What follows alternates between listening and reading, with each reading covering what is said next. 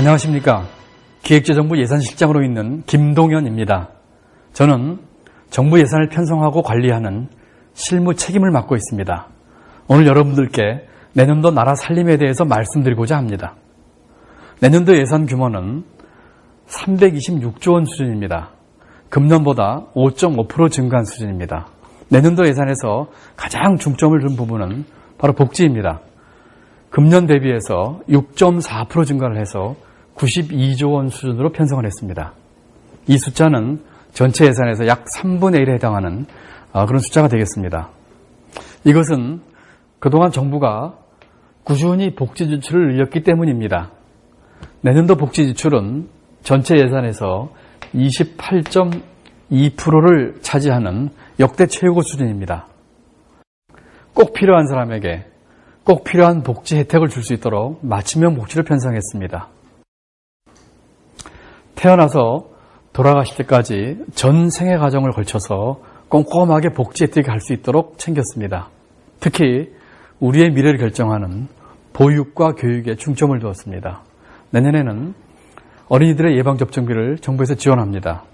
또한 만 5세에 대해서 무상으로 교육과 보육을 받을 수 있도록 지원합니다. 또한 대학생들의 등록금 부담 경감에도 역점을 두었습니다. 내년 예산에서는 1조 5천억을 지원해서 중산층까지 대학생들에게 등록금 부담을 22% 경감토록 했습니다. 뿐만 아니라 수혜 대상별로 보면은 저소득층, 장애인, 다문화 가족 등 어려운 분들에게 꼭 필요한 복지를 제공하도록 하겠습니다. 저소득층의 경우에 내년도에 최초로 무료 건강검진을 실시하겠습니다. 기초생활보호 대상자의 경우에 6만 1,000명을 추가로 지원하도록 하겠습니다. 장애 아동을 집에서 키우는 경우에 금년까지는 36개월까지 지원했습니다만 내년도에는 취약 전인 84개월까지 지원하도록 하겠습니다. 이것은 금년도 예산 편성을 하면서 처음으로 시도한 국민과의 간담회에서 건의된 내용을 반영한 사업입니다.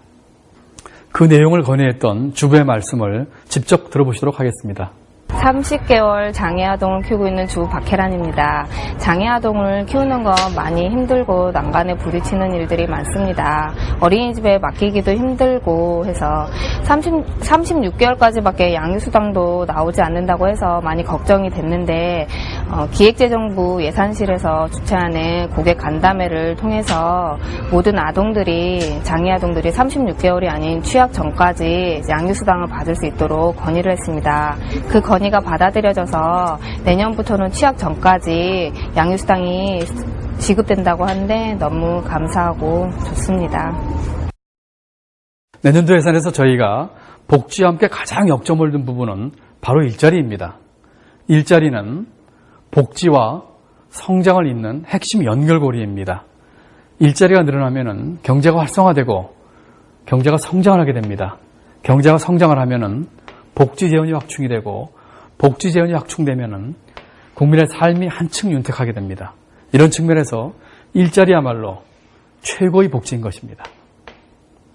정부는 내년도에 56만 개의 일자리를 직접 창출할 계획이 있습니다. 원래 일자리는 기업과 시장을 통해서 좋은 일자리가 만들어지는 것이 중요합니다. 정부는 민간 부문에서 좋은 일자리가 만들어질 수 있도록 내년도에는 도로와 철도와 같은 SOC, R&D, 그리고 서비스 산업에 대한 지원을 늘리도록 하겠습니다. 특히 일자리의 블루오션이라고 할 수 있는 4대 부문에서 많은 일자리가 창출되도록 적극 지원하겠습니다. 4대 일자리 부문은 청년 창업, 고졸자 취업 지원, 문화관광 글로벌 일자리, 그리고 사회 서비스 일자리입니다.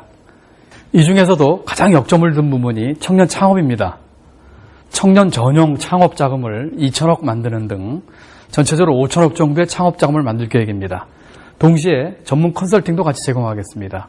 또한 수요자가 자기에게 맞는 지원 프로그램을 선택할 수 있도록 지원 시스템을 내년도에 전면 개편하겠습니다.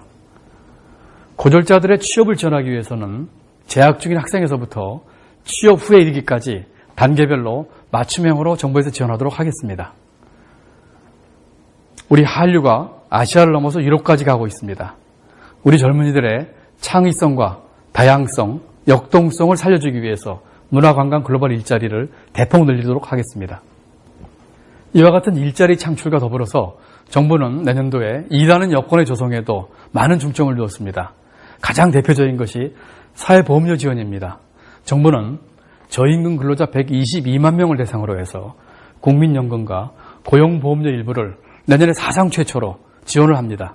이와 같은 지원은 일하는 동기를 부여함과 동시에 일하는 사람에게 혜택이 가도록 하는 일하는 복지를 동시에 구현하기 위해서입니다. 마지막으로 재정 건전성에 대해서 말씀드리겠습니다.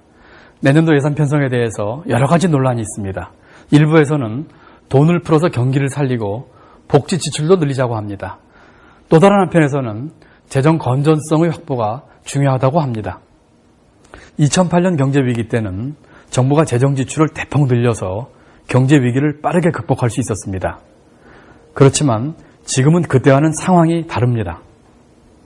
재정 지출을 대폭 늘리기보다는 정부가 할 일을 확실하게 하면서 재정 건전성을 확보하는 것이 급선무입니다. 정부는 내년도 예산을 편성하면서 경제 활력을 회복하고 2013년에 균형 재정을 달성할 수 있도록 편성했습니다. 그 결과 국가 채무 비율이 계속 오르기만 했는데 2013년에는 31.3%로서 2008년 경제위기 전 수준을 회복하도록 하겠습니다. 나라 곳간을 채우는 것이야말로 미래에 올 수도 있는 위기에 대처하는 가장 적극적인 방법이 될 것입니다.